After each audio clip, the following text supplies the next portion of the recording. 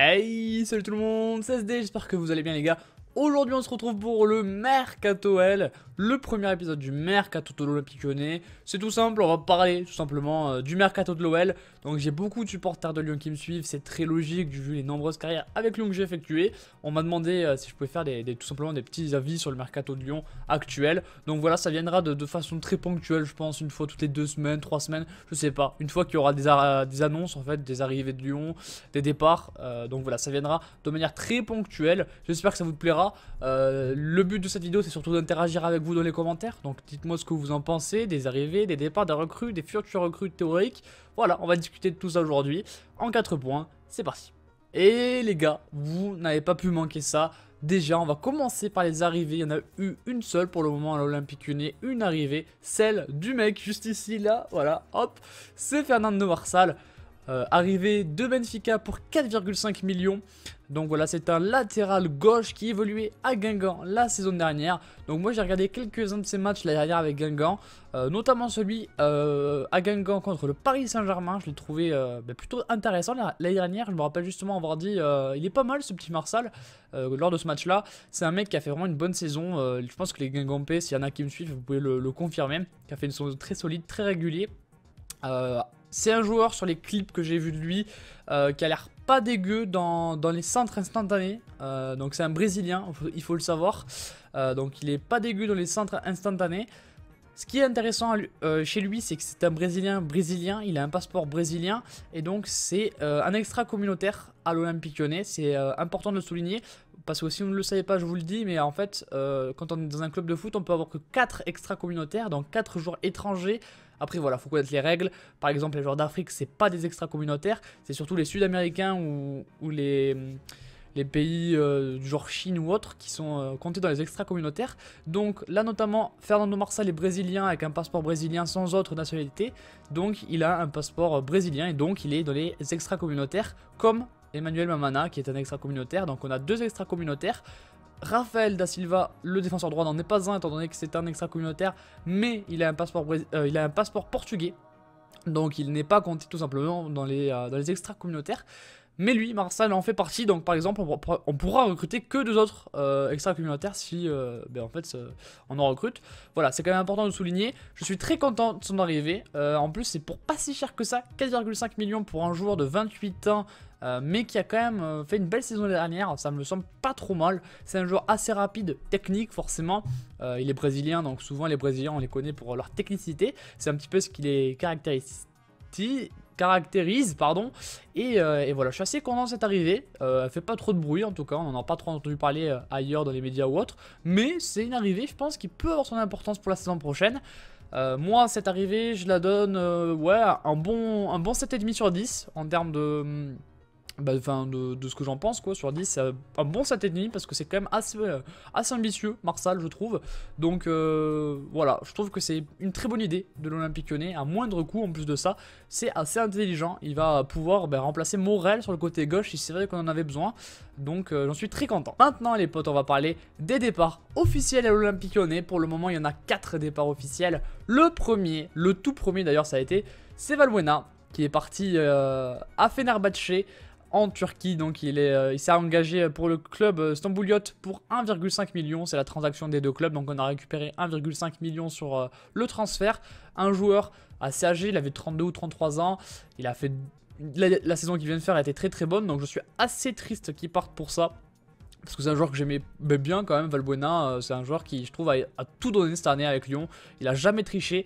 La première saison très compliquée, bon voilà, on va pas se mentir, la première saison il était dégueulasse, mais cette saison là, la saison qu'il vient de faire, c'était quand même un bon 15 sur 20, la saison qu'il vient de faire Valbuena. Donc clairement Valbuena, je suis assez triste parce que je pense qu'il aurait pu faire une belle dernière saison avec Lyon. Après voilà, on arrive à le vendre 1,5 million. Vu son salaire qui était le 2e plus élevé du club, c'est pas si mal vendu. Et je pense que on peut être content de cette vente quand même. Même si on aurait pu le garder et on aurait eu aucun problème en tout cas de le faire jouer cette année. Je pense qu'il aurait été bon et au niveau. Mais bon, voilà, c'est pour le salaire, on pourra recruter d'autres joueurs grâce à ça. Et ça, c'est peut-être pas plus mal. Ensuite les gars, vous n'avez pas pu le manquer, ça c'est sûr et certain. C'est le départ de Corentin Tolisso. au Bayern Munich. Il est parti, la transaction c'est 41,5 millions d'euros plus 6 millions de bonus, donc ça renvoie à 47,5 millions au total, parce qu'apparemment les bonus, en plus de ça, à ce qu'a dit Jean-Michel Aulas, n'en sont pas compliqués à atteindre, donc on est vraiment à 47,5 millions. Donc voilà, il est parti au Bayern, il a fait une saison exceptionnelle, c'est l'un des joueurs les plus réguliers à Lyon depuis quelques années, il a vraiment, ça fait mal de le voir partir, moi j'en suis très content pour lui. Et puis voilà, je me prendrai un petit maillot du Bayern floqué Tolisso et ça aura de la gueule, on va pas se mentir. On l'a bien vendu, c'est la meilleure vente de l'histoire de l'Olympique Lyonnais, le plus gros achat de l'histoire du FC Bayern Munich. Donc clairement, là-dessus, enfin, on l'a très bien vendu. Ouais, je trouve qu'on l'a très bien vendu. La saison dernière, il valait maximum 30 millions. On a vu des offres très élevées. Et là, ouais, là il est vendu. Là, il valait 40 millions, je pense, Tolisso. On l'a vendu plus que ça. Donc on l'a bien vendu. Je pense vraiment, on l'a très bien vendu. Ceux qui disent, oh, on l'a mal vendu, les gars, arrêtez. Vous n'êtes pas sur FIFA, vous n'êtes pas sur Football Manager. Ça n'a rien à voir, les gars. On l'a très bien vendu, Tolisso. C'est. Ouais. Non, je trouve qu'on l'a très bien vendu. Je pense qu'il va complètement s'imposer au Bayern. Vraiment. Moi, je le. Vraiment. Cash comme ça, je trouve qu'il va s'imposer. C'est un joueur comme il n'y en a pas beaucoup, des comme ça. Il peut aussi bien défendre qu'attaquer. Tu peux mettre un petit peu partout sur le terrain. Il peut même jouer défenseur droit s'il faut. Tolisso, il les rend hyper polyvalent. Il a un volume de jeu énorme. Il est. Enfin. On l'a vu cette année avec Lyon. Voilà, ceux qui disent qu'il est pas bon, c'est qu'il ne le voit pas jouer, tout simplement. Et je suis content pour lui. J'espère qu'il va faire une belle saison. Et à noter quand même les 41,5 millions. Et ça, pour le mercato, c'est quand même du pain béni parce qu'on va pouvoir recruter de façon conséquente grâce à sa vente. A priori, vu la conférence de Jean-Michel Aulas, il ne serait pas remplacé. Donc il n'y aurait pas de recrue au milieu de terrain cette année. Donc ce serait Ferry et Darder qui le remplaceraient au milieu. En tout cas, c'est ce qui est pressenti. En sachant que Grenier est revenu de l'AS Roma, son prêt avec option d'achat n'a pas été levé, donc il retourne à Lyon.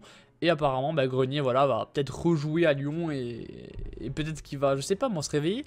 J'y crois pas trop personnellement à Grenier, son retour, mais bon, pourquoi pas. Moi, je suis assez content parce que ça veut dire que Darder peut-être jouera plus. Darder, c'est quand même le high, quoi. Donc voilà, j'espère que Darder, du coup, va pouvoir profiter de ce départ pour s'imposer dans notre jeu une bonne fois pour toutes et qu'on n'en parle plus.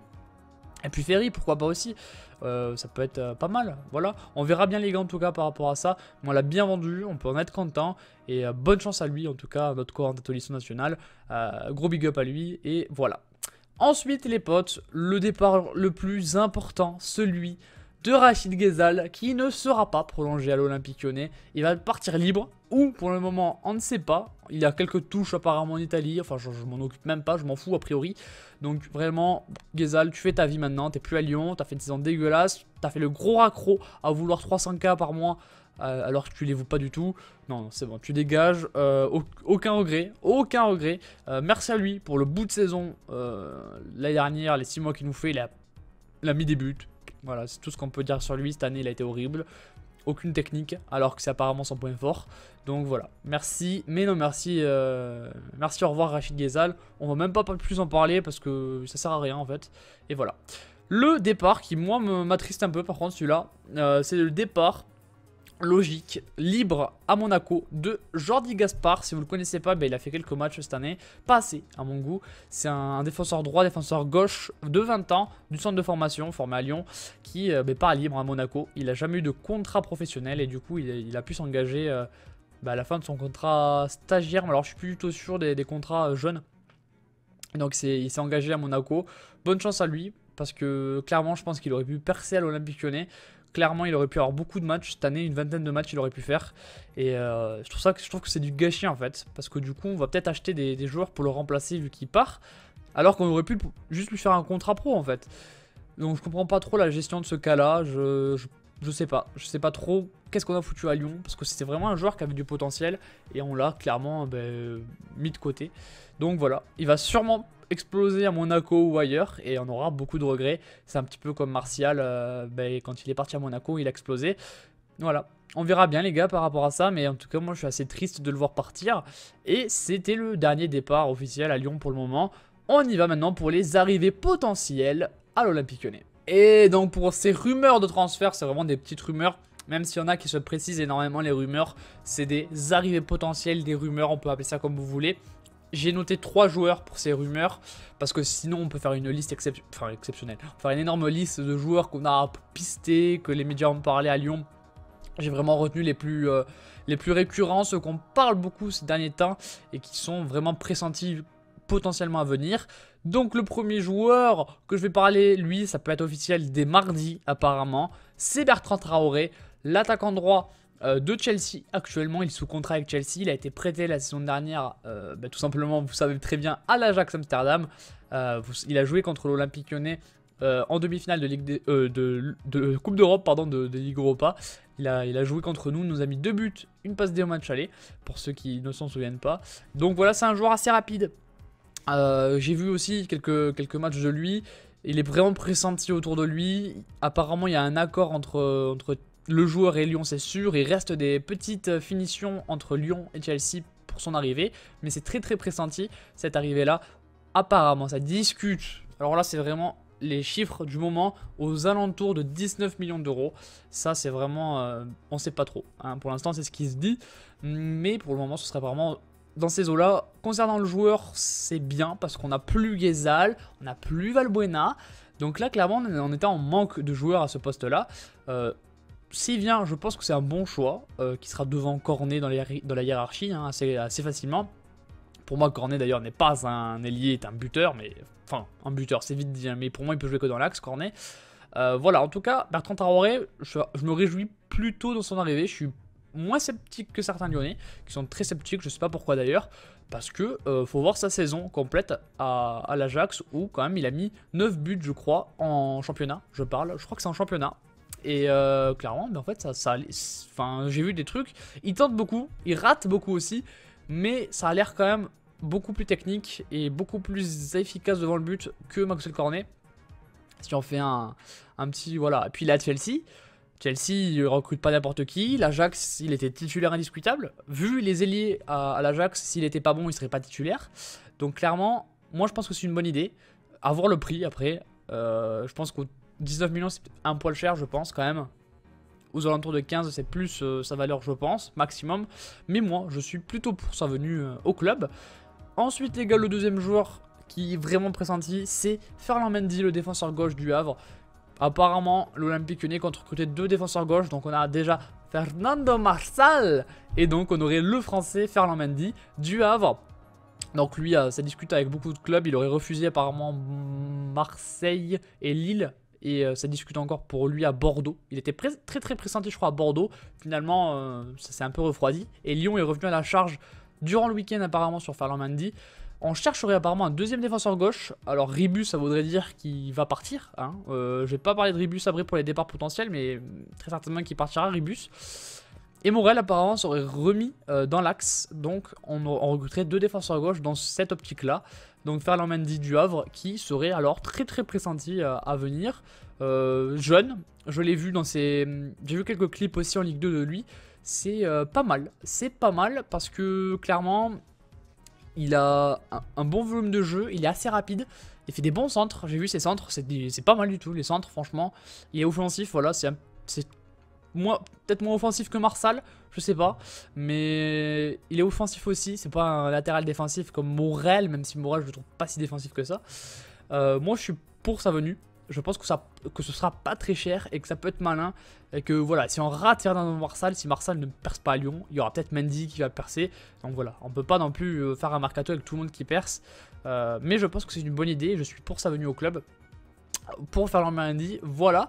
Maintenant, le dernier joueur potentiellement sur les tablettes de Lyon. Là, c'est une grosse rumeur qui est alimentée par les médias turcs. C'est le défenseur central de Beşiktaş, Marcelo Guedes.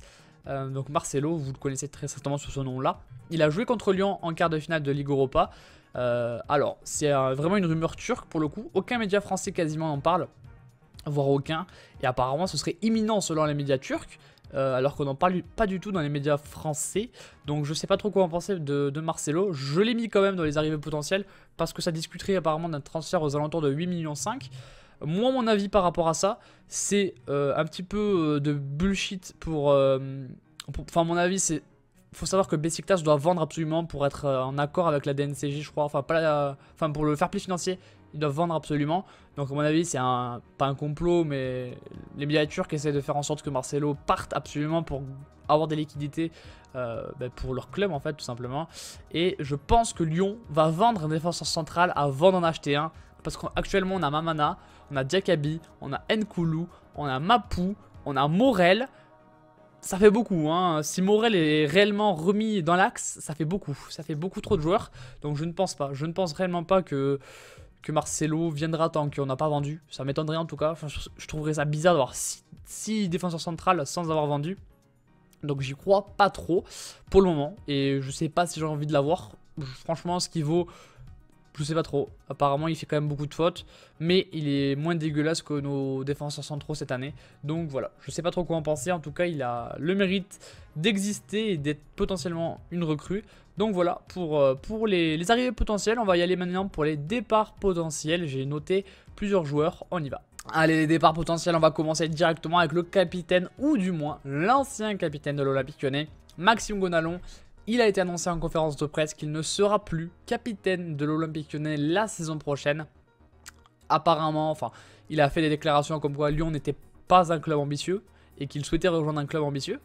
Enfin, c'est à peu près ça, ces déclarations. Donc ça, c'est hyper limite. Et il ne sera pas prolongé. Et il ne sera plus capitaine. C'est même lui, apparemment, qui l'aurait demandé. Donc je ne vois pas Gonalon dans l'équipe sans être capitaine. Gonalon, je pense qu'il va partir d'une façon ou d'une autre. Il va partir soit libre. Ça m'étonnerait qu'il parte libre après. Mais Gonalon partira. Vraiment, c'est ce que je pense. Je suis un peu triste que ça se finisse comme ça. Je l'aurais bien vu toute sa carrière à Lyon, franchement. Mais bon, voilà, c'est un peu limite, sa déclaration est un peu limite et je comprends pas pourquoi il a dit ça en fait. Donc voilà, je pense qu'il partira cette année. Il y a plusieurs pistes dessus, il y a 3 clubs notamment, avec Valence en Espagne, avec le Milan AC et la Lazio Rome. Et pour l'instant, il y a juste des petites discussions apparemment. Je pense que Lyon va pas le vendre très cher, moins de 10 millions, je pense, ou 10 millions. Je pense qu'il ne coûtera pas très cher, ce sera vraiment le vendre pour le vendre. Et voilà pour Gonalon, il n'y a pas autre chose à dire que ça, à part qui prendra le capitanat l'année prochaine, en sachant que Lacazette partira peut-être, donc ce ne pourra pas être Lacazette. Si Lacazette reste au club la saison prochaine, Lacazette aura le capitanat, c'est sûr, à 100%. Sinon, qui sera le capitaine à Lyon? S'il n'y a pas Lacazette ni Gonalon, on peut penser à Lopez, à Fekir, à Ferry, à Touzard peut-être, je sais pas, Raphaël. Franchement, je vois pas trop qui mettent en capitaine parce que moi les gardiens capitaines, je sais pas trop ce que ça vaut réellement sur un terrain. Donc voilà, à voir par rapport à ça. Mais je pense que Gonalon partira cette année. Maintenant on y va pour Lacazette qui a des offres, des rumeurs d'offres de partout. On entend des infos de par-ci, de par-là. Vraiment on entend tout et son contraire. J'ai essayé d'un peu de résumer ce qui se dit et ce qui semble le plus possible. Donc déjà il y a une grosse rumeur d'offres d'Arsenal pour 58 millions apparemment hors bonus. Il y aurait des bonus par la suite. Donc Arsenal qui mettrait beaucoup, 58 millions.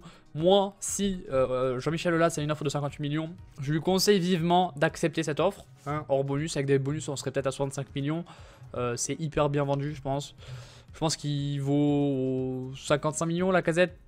Ouais, 60 max, hein, Lacazette. C'est entre 50 et 60 millions qui vaut Lacazette, je pense. Réellement, hein, j'essaie d'être objectif. L'année dernière, il valait 40, 45. Ouais, 40, il valait l'année dernière. Là, il vaut 55, 60, je pense, vraiment. En toute objectivité. Donc, moi, je conseille d'accepter cette offre-là si elle existe. Et après, je sais pas si Lacazette aimerait jouer à Arsenal. Je pense qu'il vise un poil plus haut quand même. C'est un bon club, Arsenal. Mais c'est pas top 8, c'est pas top 16. C'est un petit peu en dessous, c'est top 20-25 Arsenal je pense. Voilà, après je sais pas s'il serait intéressé, surtout que ça joue l'Europa League cette année. L'Atlético le voudrait, mais l'Atlético ne peut pas recruter dans ce mercato d'été, donc il pourrait venir qu'en janvier. Je pense pas que ça l'intéresse de venir en janvier. Je pense pas qu'il ira à l'Atlético, à part s'il reste une dernière saison à Lyon. Ensuite on a une offre il est pressenti aussi à Manchester United. Là je pense que Manchester pourra fortement le recruter et faire une offre si il n'arrive pas à recruter Morata. Parce que faut savoir que Manchester veut Morata pour 90 millions. Et apparemment, si Morata ne va pas à Man U, c'est Lacazette qui serait le choix numéro 1. Je comprends pas si Morata part pas à Man U pour 90 millions par contre. Donc je pense pas qu'il ira à Man U, même si ça pourrait être très bien. Et une offre, là le prochain club c'est Dortmund. Qui apparemment Lacazette serait la priorité numéro 1 en cas de départ de Aubameyang. Ça, c'est, je trouve, finalement le club le plus, je sais pas comment dire ça, mais le plus réaliste en fait. Je pense vraiment que Dortmund vont attaquer Lyon direct si Aubameyang part. Il est pressenti à Paris, apparemment non. Là, apparemment Liverpool est sur Aubameyang. Donc si Liverpool fait une grosse offre et qu'Aubameyang part, Lacazette sera, je pense, recruté par Dortmund. Vraiment, je pense vraiment qu'en plus, je pense que Lacazette, ça intéresserait Dortmund. Ça pourrait être un bon club pour lui. On verra bien, en tout cas, le dossier Lacazette. On va finir tranquillement la vidéo sur les prêts, les gars, parce qu'il y a des joueurs de l'OL qui apparemment vont être prêtés. Il y a beaucoup de jeunes, donc il y en a forcément qui vont être prêtés pour avoir du temps de jeu. Il y a 2 jeunes qui se dégagent. Donc déjà il y a Mateta qui a été recruté l'année dernière de Châteauroux, qui va être prêté très certainement à Orléans ou Bourg-en-Bresse. Donc voilà Mateta. L'autre joueur qui va être prêté aussi apparemment ce serait Perrin. Voilà, lui il est plutôt chaud pour être prêté apparemment à Orléans. Et donc on risque de le voir prêté la saison prochaine. Par contre le joueur lui, Del Castillo, qui était prêté à Bourg-en-Bresse, apparemment lui ne veut pas être prêté cette saison et essayer de gagner sa place avec le groupe professionnel. Donc lui par exemple ne veut pas être prêté. Del Castillo, c'est un joueur offensif et lui ne veut pas tout simplement être reprêté à Bourg-en-Bresse ou ailleurs et veut essayer sa chance avec Lyon. Voilà les gars pour ce mercato L. Le premier épisode de ce mercato L, il y en aura j'espère d'autres si j'ai la motivation, s'il y a matière aussi à le faire. Voilà les gars, si ça vous a plu le pouce bleu, on se retrouve demain pour du Strasbourg tranquillement. Je vous fais des gros bisous, passez une bonne journée, tchuss.